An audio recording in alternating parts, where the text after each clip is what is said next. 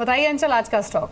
शुक्रिया दीपाली। आज के लिए शेयर रहेगा आरपीपी इंफ्रा का। देखिए कंपनी के नंबर्स बेहद स्ट्रांग थे Q2 में, Q3 में एक स्ट्रांग सेट ऑफ नंबर्स की उम्मीद की जा रही है। मार्जिन्स इस बारी भी रोबस्ट रहे थे क्योंकि लगातार 3 तिमाही से कंपनी धीरे धीरे करके अपनी ब्याज लागत को घटा रही है और वो जो ट्रेंड है वो जारी रहता हुआ दिखेगा। आपको Q3 Q4 में भी सिमिलर ट्रेंड की सेट ऑफ नंबर्स देखने को मिलेंगे। एक और अच्छी चीज़ आरपीपी इंफ्रा के साथ है, उसके पास करीब 1000 करोड़ से ज़्यादा की ऑर्डर बुक ऑलरेडी है कंपनी के पास। ऑलमोस्ट 300-350 करोड़ के ऑर्डर्स के लिए बिड कर रखा है और करीब 150 करोड़ के ऑर्डर्स के लिए ऑलरेडी L1 बिडर लिस्ट में शामिल है। तो एक स्ट्रॉन्ग ऑर्डर इनफ्लो की उम्मीद है FY16 में। ऑलरेडी एक हेल्दी ऑर्डर बुक है कंपनी के पास। वैल्यूएशन वाइज बेहद सस्ता है शेयर, एक अच्छी कैश EPS होल्ड करती है कंपनी और गोइंग अहेड FY18 के लिए अनुमानित PE महज 9 के 9 या 8 से 9 के मल्टीपल में ट्रेड होता हुआ दिखेगा। तो बेहद सस्ता शेयर है, अपने पूरे सेक्टर के कंपैरिजन में अभी भी डिस्काउंट में ट्रेड कर रहा है और यही सब ट्रिगर्स देखते हुए फर्स्ट कॉल मानता है एक अच्छी बेट हो सकती है अगर आप मध्यम से लंबी अवधि के लिए निवेश करना चाहते हैं। इनिशियली अगर आप मीडियम टर्म इन्वेस्टर हैं तो करीब 220 रुपये के लक्ष्य के लिए आप आरपीपी इंफ्रा के अंदर खरीदारी कर सकते हैं।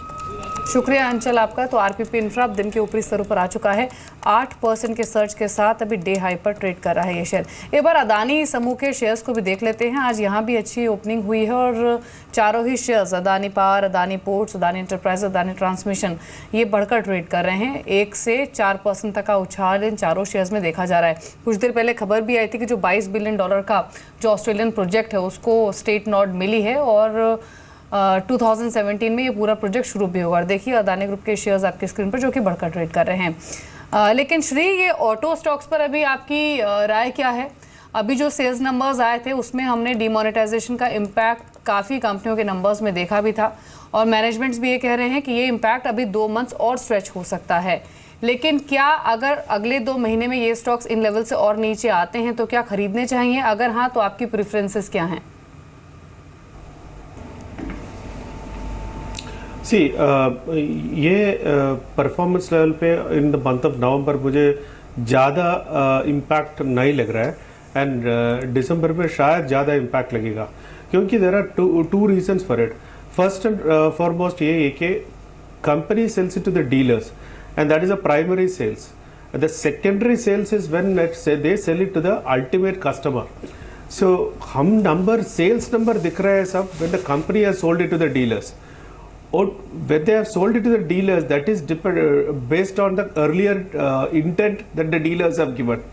So to my mind the impact of demonetization would be fully felt through because शायद mostly ये dealers का पास inventory बढ़ेगा अभी and because of it they probably will not keep intending for more number of vehicles in the month of December. So इसके लिए दिसंबर का number भी देखने के लिए is very important. And second part है, yes there is a disturbance, that disturbance will result in a sales of automobiles. Probably 2 wheelers पे ज़्यादा इम्पैक्ट देखेगा। महिंद्रा का नंबर्स में it was more visible in these kind of things. You know probably we'll have to wait for a month or 2 to see the impact of it. Third point है, even हर एक segment में whether it is commercial vehicles, whether it is tractors, whether it is 2 wheelers, सबको individual companies का individual segments का problem है। But our belief is that if things turn back to normal all these segments should bounce back and you should also see a good bounce back coming in the entire automobile space, even tractors included. खैर वो देखना होगा कि वो bounce back कब आता है, but for the time being definitely ये जो नंबर्स हैं उस पर तो नज़र रहेगी।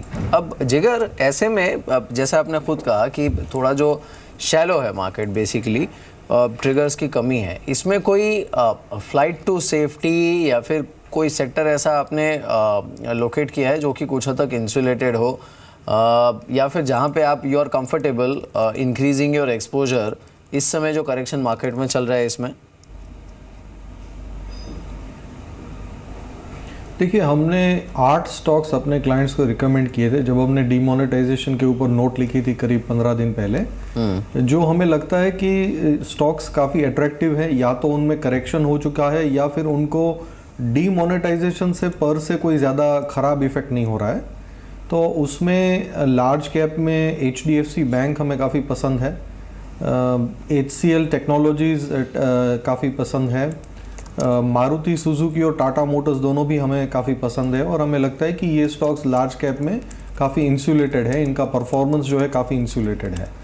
अगर small to mid cap stocks की बात करें तो हमें परसिस्टेंट टेक्नोलॉजीज़ काफ़ी अच्छा लगता है, हमें आइनॉक्स विंड काफ़ी अच्छा लगता है, टाटा कम्युनिकेशन काफ़ी अच्छा लगता है, और स्टरलाइट टेक्नोलॉजीज़ काफ़ी अच्छा लगता है। तो ये कुल मिला के 8 स्टॉक्स जो हैं हमें लगता है कि इनके परफॉर्मेंस को कोई ज़्यादा असर नहीं पहुंचना चाहिए, क्योंकि उनके बिजनेस की कैरेक्टरिस्टिक ऐसी है कि उनको डीमोनेटाइजेशन से पर से कोई खास फर्क नहीं पड़ेगा। जी मिस्टर शाह, ये अपकमिंग RBI पॉलिसी को लेकर क्या प्रोजेक्शंस हैं आपकी? जी, हमारे बैंक एनालिस्ट का मानना है कि 25 basis point reduction repo rate में हो सकती है। ये एक कंसेंसस भी है, तो क्लियरली उतना जो है अभी फ़िलहाल हमें रिडक्शन देखने को मिलेगा, और बाद में जब ये प्रोसेस कंप्लीट हो जाता है तो शायद उसके बाद ज़्यादा हो सकता है। ये जो ट्रम्प इफेक्ट था, ये IT स्टॉक्स की वैल्यूएशन में रिफ्लेक्ट कर रहा है क्या जिगर? जहाँ तक मेरा ख्याल है IT स्टॉक्स अभी जो उनके लॉन्ग टर्म एवरेजेस से काफ़ी नीचे चल रहे हैं, तो ऑलरेडी कुछ हद तक ये प्राइस्ड इन है। दूसरा, मैं US में था कुछ हफ्ते पहले और वहाँ पे भी मैंने पूछताछ की थी, तो ऐसा लगता है कि जो इंडियन जो लोग वहाँ पे रह रहे हैं उनको शायद उतनी तकलीफ़ नहीं होगी जितनी कि दूसरे लोगों को होगी जिन्होंने ब्लू कॉलर जॉब वहाँ से छीने हैं। तो इंडियन जो है IT प्रोफेशन में लोग, उनकी जो क्रेडिट वर्दीनेस काफ़ी अच्छी है, उनकी रेपुटेशन काफ़ी अच्छी है, इंडियन कंपनीज ने भी वहाँ पे काफ़ी एम्प्लॉयमेंट क्रिएट किया है, तो मुझे लगता है उनके ऊपर शायद इतनी ज़्यादा हार्डशिप्स नहीं आएंगी जितनी कि फ़िलहाल लोगों को लग रही है। जी श्री, मिड कैप में अभी आपको कहाँ वैल्यू नज़र आ रही है, जो कुछ स्टॉक्स जो कि आपको अच्छे लग रहे हो अभी इन्वेस्टमेंट के लिहाज से? See, mid cap में our top picks continues to be Indraprastha Gas, Jubilant Life Sciences, Hexaware Technologies, Sadbhav Engineering, SpiceJet, Rallis India, Thyrocare. Thyrocare is a new addition to our top picks. We continue to like that story.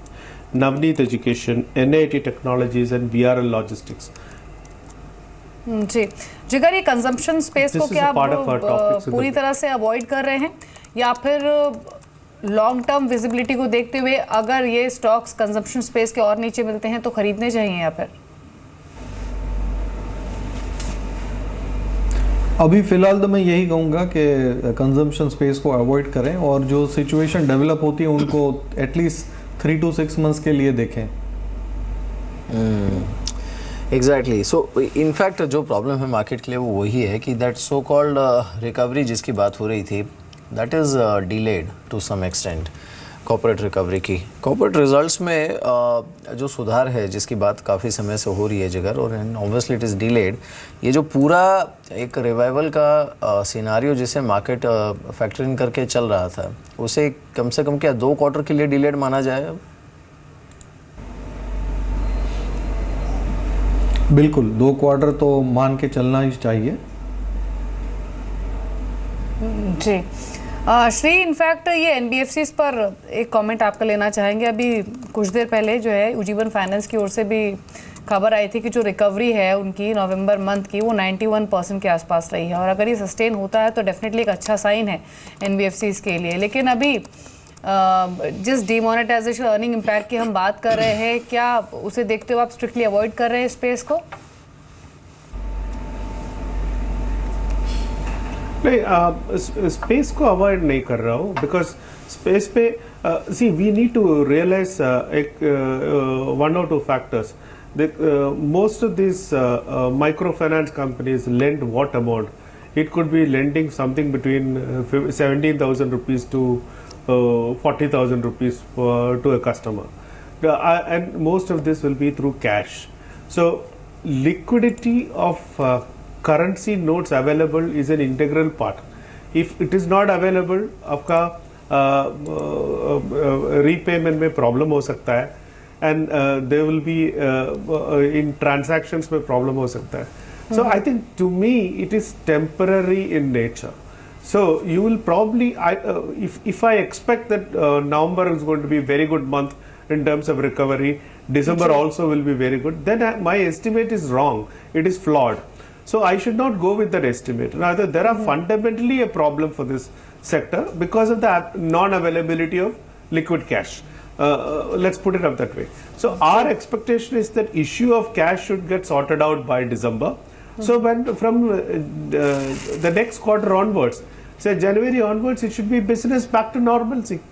So there could be some kind of a problem in between, and RBI has also come out with a certain guideline which said for the next from whatever payment due from November till December, that is to be considered as standard, etc. So they also come out with some certain classification guidelines. So I don't think we need to be extremely bearish on this segment, but we need to have a practical approach to क्या हो रहा है वो sector में and उसके मुताबिक क्या होने वाला है. जी जी जी जिगर, लास्ट क्वेश्चन होगा आपसे. आपने export oriented IT pharma sector को देखने की बात कही है, लेकिन क्या बजट और यूपी इलेक्शंस इन दोनों फैक्टर्स को ध्यान में रखते हुए एग्री और इंफ्रा सेक्टर को भी खरीदारी के नजरिए से अप्रोच किया जा सकता है? जी, मैंने ऑलरेडी कहा कि इंडस्ट्रियल, इंफ्रास्ट्रक्चर और टेलीकॉम स्टॉक्स भी अच्छे नज़र आ रहे हैं, और जहां पे सिलेक्टिवली फंडामेंटल्स ठीक हैं वहां पे निवेश कर सकते हैं. बिल्कुल. चलिए जिगर, बहुत बहुत शुक्रिया हमारे साथ इस बातचीत में शामिल होने के लिए. Thanks for joining us.